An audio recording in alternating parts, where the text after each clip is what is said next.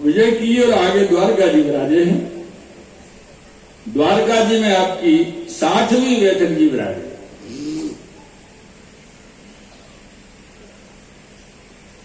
सातवीं बैठक जी द्वारका जी में, और आप द्वारका जी में गोमती जी के किनारे झोंकर के नीचे आप श्री विराजे हैं।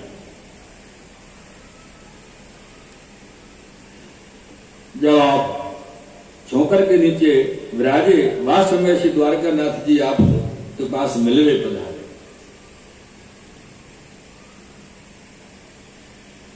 जब द्वारका नाथ जी से आप श्री से मिलवे पधारे हैं तो आप श्री खड़े हुए के ठाकुर जी द्वारकानाथ प्रभु को प्रणाम किए और द्वारकानाथ जी आगे आए के मिले। जब प्रणाम किए तो मुलाकात तो हो गई ना, मिलना तो हो गया ना। आगे आके मिले अर्थात विशेष मिले श्री महाप्रभु जी और श्री द्वारकानाथ जी।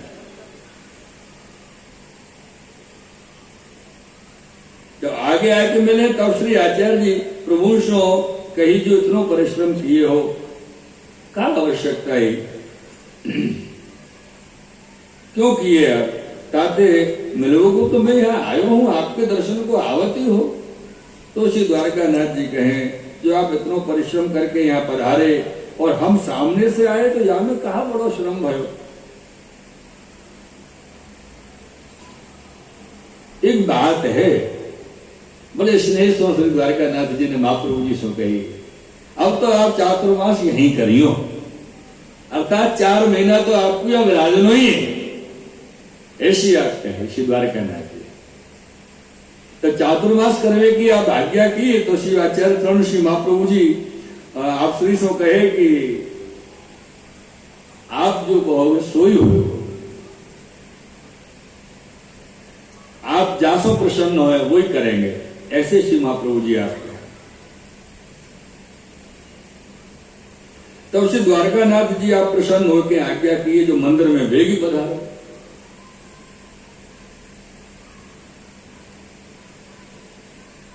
ये विषय बड़ा अलौकिक चल रहा हो भैया जी।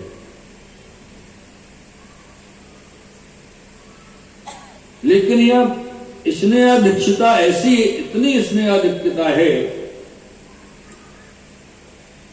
कि द्वारकानाथ अभी अभी तो मिले श्री महाप्रभु जी से और अभी मिलके आप कह रहे हैं कि वेग पधारो मंदिर में। ये स्नेह की, प्रेम की पराकाष्ठा को प्रतीक। तब आप श्री ठाकुर जी से कहे आप पधारिए, हम पधार रहे हैं। तब श्री आचार्य चरण कृष्णदास जी से कहे जो सामग्री सिद्ध करो।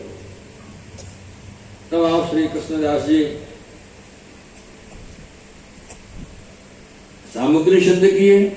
वह द्वारकानाथ जी के मंदिर में द्वारकानाथ जी के परम प्रिय सेवक गोविंद दास ब्रह्मचारी, और गोविंद दास ब्रह्मचारी से द्वारकानाथ जी ने कही कि श्री महाप्रभु जी पूर्ण पुष्टि पुरुषोत्तम के अवतार हैं, वो पधारे हैं, पूर्ण भक्ति भाव रीति से उनको पधारे के लाओ। ये गोविंद दास ब्रह्मचारी श्री महाप्रभु जी के सन्मुख में आके दंडवत करी और विनती करी कि प्रभु वेग पधारिए। श्री महाप्रभु जी पधारे हैं, आप मंदिर में पधारे और पधार के तब ये गोविंद दास ब्रह्मचारी आप श्री सो विनती करी कि महाराज सेवा श्रृंगार आप पहुंचो, ठाकुर जी की आज्ञा है, आप ही पहुंचो सेवा श्रृंगार। जब आप श्री ठाकुर जी को श्रृंगार किए तब सवन को अद्भुत दर्शन, अद्भुत आनंद की प्राप्ति हुई। पीछे श्री आचार्य जी भोग धर के भोग सराय आरती करे, आरती करके आप वापस बैठक में पाछे विराजे हैं। जब बैठक में आप विराजे तो गोविंद दास ब्रह्मचारी आपके पास आए, आपके पास आए के दंडवत करी, फिर विनती की कृपानाथ मोको आपके श्री मुख से भागवत कथा सुननी, कथा सुननी। तब आप चुप करे रहे और जब समय भयो तब आप पोथी खोल के कथा कहे प्रारंभ कियो। श्री महाप्रभु जी ने जैसे ही कथा कहनो प्रारंभ कियो वैसे गोवर्धन नाथ जी गोवर्धन सो द्वारकानाथ जी के पास पधारे और द्वारकानाथ जी से कही कि बोले द्वारकानाथ जी, ये गोविंद दास ब्रह्मचारी तो मर्यादा आपकी द्वारका राजलीला को जीव है और श्री महाप्रभु के द्वारा कथा को श्रवण करेगो तो ये ब्रजलीला को जीव अधिकार है जाएगो। या लिए आप याकू या के अधिकार ब्रजलीला में नहीं आवे, या लिए आप जाके या सब बात करो। और महाप्रभु जी कथा कह चुके, तब तक जाके समझ में आवे ही नहीं कथा कब निकल गई, आप बातन में लगाओ। तो द्वारकानाथ जी ने जाके गोविंद दास ब्रह्मचारी को बातन में लगाया, बात करवे लगे। महाप्रभु जी कथा कह रहे थे, अचानक गोविंद दास ब्रह्मचारी पर आपकी दृष्टि गई, करे ये तो कोई सो बात कर रहे हो, कथा नहीं सुन रहे हो। आपने पोते को बांध दिया।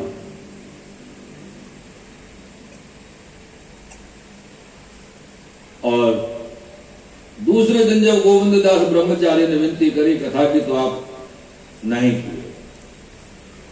इधर आपको भाव ऐसो भयो कि ठीक नहीं भयो। आपके संग में जितने वैष्णव विराजने सेवक गण, सेवक जन जो दामोदर दास जी हैं, कृष्णदास मेघन है, ये सब और वैष्णव संग में जो हते वहां पे सब वैष्णवन को एक नियम हतो कि जब श्री महाप्रभु जी आरोग हैं, आपके आरोग्य के पश्चात आपके थाल की झूठन महाप्रसादी सब वैष्णव सेवक ले पीछे भोजन करें।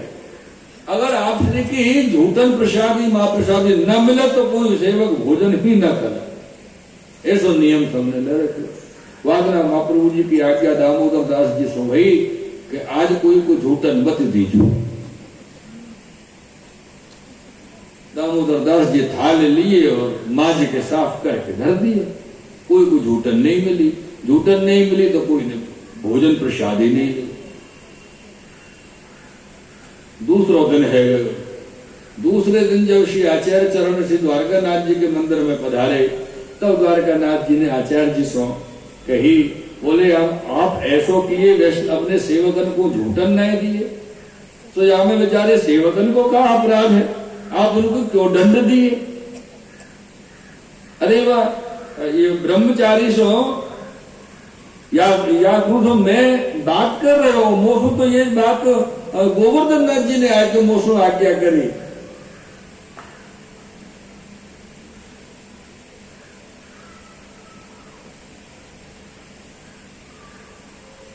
जब इन्होंने आज्ञा करी है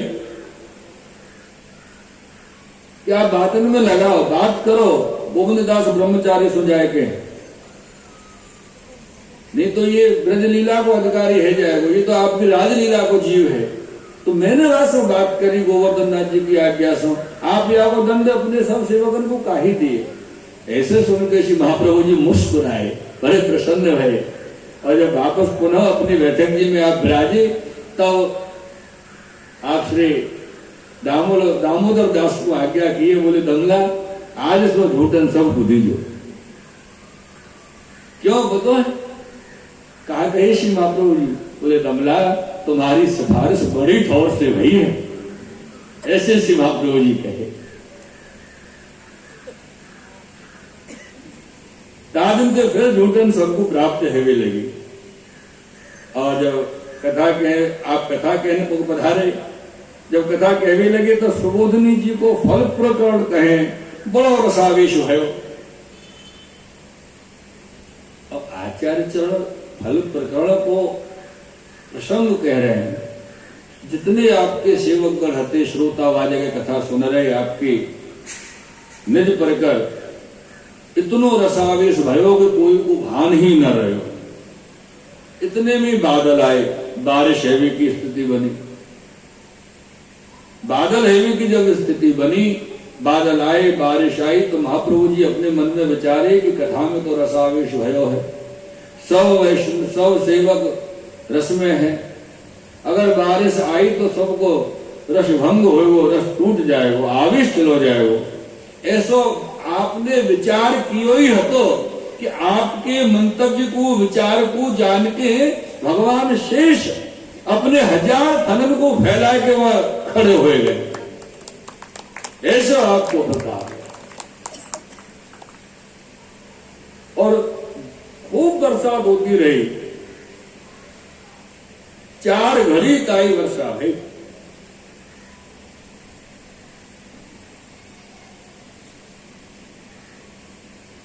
चार घड़ी એટલે કેટલું સમય થાય? આમ તો નો 4 ઘડી હે ને આપણે સમજવું તો જોઈએ ને કેટલું સમય થાય? 4 ઘડી એટલે કેટલું થયું?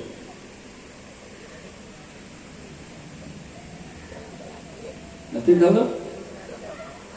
2.5 ઘડી એટલે 1 કલાક। 2.5 घड़ी और 1 घड़ी का जो समय है वो है 24 मिनट। 4 चौक 16, 20 चौक 80, 96 मिनट बरसात हुई। 96 मिनट को मतलब 1 घंटा 36 मिनट। अब तो समझ में आई? 4 घड़ी 24 मिनट की 1 घड़ी और खूब तेज बारिश भाई। लेकिन वह बारिश की एक बूंद आप श्री के एक सेवक के ऊपर नहीं है, ऐसा आपको पता है। जब कथा को विश्राम भयो, सब सेवकन के भान भयो, रस विश्राम भयो। जब कथा आप कह चुके, सब सेवक सावधान हुए, तो देखे तो चारों ओर वर्षा हुई, बहुत जल भरो भयो दर्शा को। तो श्री दामोदर दास जी आपसे विनती किए, कृपानाथ आप बार बार इतना परिश्रम काहे को ले? तब श्री आप श्री आचार्य जी आज्ञा किए कि ये हमने कछु नहीं किया, ये तो शेष जी ने सेवा की नहीं, शेष जी की सेवा है। ये सुन के सब सेवक आपको साष्टांग दंडवत किए और पाछे से आचार्य जी अन्नकूट और अन्नकूट के पीछे प्रबोधनी एकादशी जो आवे, प्रबोधनी एकादशी तक आप वहीं विराजे हैं द्वारका जी में।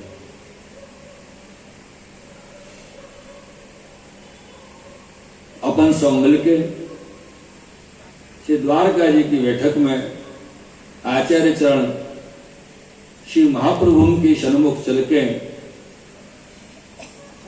कोटि कोटि कोटान कोटि दंडवत प्रणाम आप श्री के सन्मुख में पहुंचावे। श्री वल्लभाधीश की, श्री गोसाई जी परम दया